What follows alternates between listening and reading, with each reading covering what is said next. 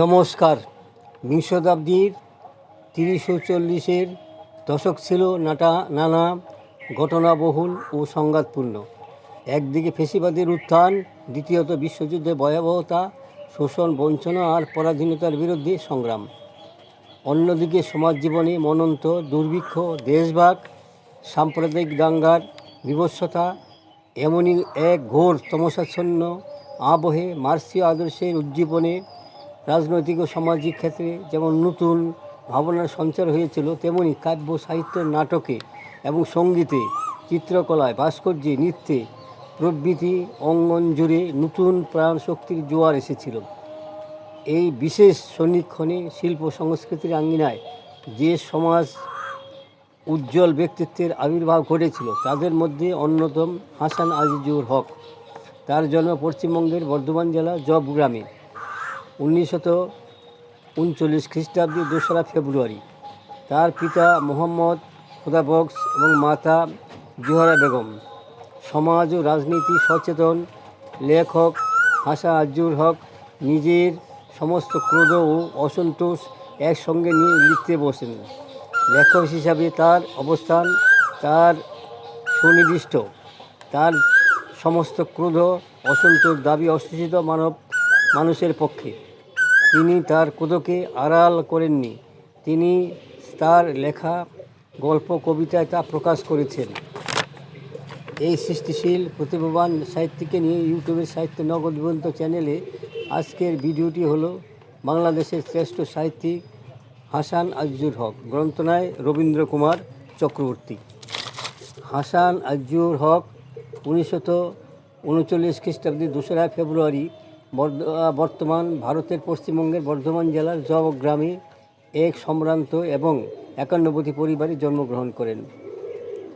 বিদ্যালয়ের শংসাপত্র অনুসারে তার জন্ম তারিখ 2রা ফেব্রুয়ারি হলেও নিজের আত্মস্মৃতিতে লিখেছেন তার জন্ম তারিখ 2রা ফেব্রুয়ারি পরিবর্তে সম্ভবত 3রা সেপ্টেম্বর 1939 খ্রিস্টাব্দে। তার পিতা মোহাম্মদ দোয়া বক্স এবং মাতা জোহরা খাতুন। জীবনের অধিকাংশ সময় তিনি রাজশাহীতে কাটিয়েছেন। তিনি 1954 খ্রিস্টাব্দে জবগ্রাম মহারানী কাশেশ্বরী উচ্চ ইংরেজি বিদ্যালয় থেকে স্কুল ফাইনালে পরীক্ষা এবং 1956 খ্রিস্টাব্দে খুলনা শহরের অদূরে দৌলতপুরের ব্রজলাল কলেজ থেকে উচ্চ মাধ্যমিক পরীক্ষা উত্তীর্ণ হন। প্রথম যৌবনী ছাত্র রাজনীতিতে জড়িয়ে পড়েছিলেন তিনি। রাজনীতি করার কারণে পাকিস্তানি সেনাবাহিনীর হাতে চরম নির্যাতন তাকে ভোগ করতে হয়। 1958 খ্রিস্টাব্দে রাজশাহী সরকারি কলেজ থেকে দর্শনে সাম্মানিক সহ স্নাতক ডিগ্রি লাভ করেন। 1960 খ্রিস্টাব্দের তিনি রাজশাহী বিশ্ববিদ্যালয় থেকে স্নাতকোত্তর ডিগ্রি লাভ করেন। তিনি পিএইচডি অধ্যয়ন জন্য অস্ট্রেলিয়া গিয়েছিলেন এবং মেলবোর্ন বিশ্ববিদ্যালয়ের কিছুদিন অধ্যয়ন করেছিলেন, কিন্তু বিদেশের পরিবেশ ভালো না লাগায় অধ্যয়ন শেষ না করেই দেশে প্রত্যাবর্তন করেন। তিনি রাজশাহী বিশ্ববিদ্যালয়ের দর্শন বিভাগের সাবেক ছাত্র এবং শিক্ষক ছিলেন। রাজশাহী কলেজ পড়ার সময়ই কলেজের উদ্যমী তরুণ মিস বাহুল আজিমের সম্পাদনায় প্রকাশিত ভাস্পত্র চারপোতায় আজিজুল হকের প্রথম লেখা ছাপা হয়। লেখাটি ছিল রাজশাহী আমের মাহাত্ম্য। তারপর সমকাল পত্রিকায় 1960 খ্রিস্টাব্দে শকুন শীর্ষক গল্প প্রকাশের মধ্য দিয়ে হাসান আজিজুর হক সাহিত্যাঙ্গনে তার প্রতি দৃষ্টি আকর্ষণ করেন। এছাড়াও প্রবেশিকা পাশের পর তিনি লেখেন মাটি ও মানুষ শীর্ষক একটি উপন্যাস, যে রচনাটি অদ্যাবধি অপ্রকাশিত। এছাড়াও তিনি লাঠি শীর্ষক একটি ছোট গল্প লেখেন। এছাড়া আজিজুল হক অনেকগুলি কবিতা লিখেছিলেন। কবিতাগুলি হল বিনীতা রায়, আমি, নিরর্থক, গ্রামে এলাম, দিন অবসান, কথা থাক, রবীন্দ্রনাথ প্রভৃতি কবিতা তিনি 1957 খ্রিস্টাব্দে রচনা করেছিলেন। তিনি 1957 খ্রিস্টাব্দে শামুক শীর্ষক উপন্যাস রচনা করে মানিক স্মৃতি উপন্যাস প্রতিযোগিতায় অংশগ্রহণ করেন। 1960 খ্রিস্টাব্দে পূর্ব মেঘ পত্রিকায় একজন চরিত্রহীনের সপক্ষে গল্পটি বেরোতেই তিনি বিখ্যাত এক সাহিত্যিক হয়ে পরিণত হন। অচিরেই বাংলাদেশের প্রতিনিধিত্ব সবগুলি পত্রিকায় তার ছোট গল্প প্রকাশিত থাকে।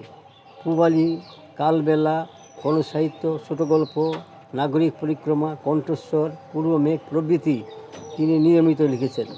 আগুন পাখি উপন্যাসের জন্য 2008 খ্রিস্টাব্দে কলকাতা থেকে আনন্দ সাহিত্য পুরস্কার লাভ করেন।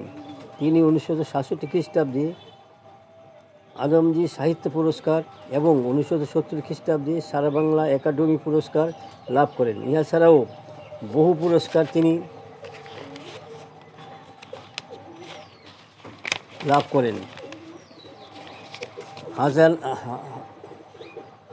হাসান আজিজুল হক ছিলেন একজন বাংলাদেশি ঔপন্যাসিক ও ছোট গল্পকার। তিনি বাংলা ভাষার অন্যতম প্রধান কথাসাহিত্যিক। 60-এর দশকে আবির্ভূত কথাসাহিত্যিক। তার সুঠাম গদ্য ও মর্মস্পর্শী বর্ণনাভঙ্গির জন্য তিনি বিখ্যাত। জীবন সংগ্রামী লিপ্ত মানুষের কথকতা তার গল্প উপন্যাসের প্রধানতম অনুষঙ্গ। রাঢ়বঙ্গ তার অনেক গল্পের পটভূমি। আগুন পাখি রচিত প্রথম উপন্যাস। তিনি 1970 খ্রিস্টাব্দে বাংলা একাডেমি সাহিত্য পুরস্কার লাভ করেন। বাংলাদেশ সরকার তাকে 1999 খ্রিস্টাব্দে 21 পদকে ভূষিত করেন এবং 2019 খ্রিস্টাব্দে স্বাধীন পুরস্কারে ভূষিত করেন। এ অসামান্য গদ্যশিল্পী তার সাবজৈবনিক উপন্যাস রচনা করে মানিক স্মৃতি উপন্যাস প্রতিযোগিতায় তিনি পুরস্কার লাভ করেন। বন্ধুগণ, আমার এই সংক্ষিপ্ত ভিডিওখানি এখানেই শেষ হলো। যদি আপনাদের মনোপুত হয় তবে সাবস্ক্রাইব, শেয়ার এবং লাইক করতে ভুলবেন না যেন। সুস্বাগতম।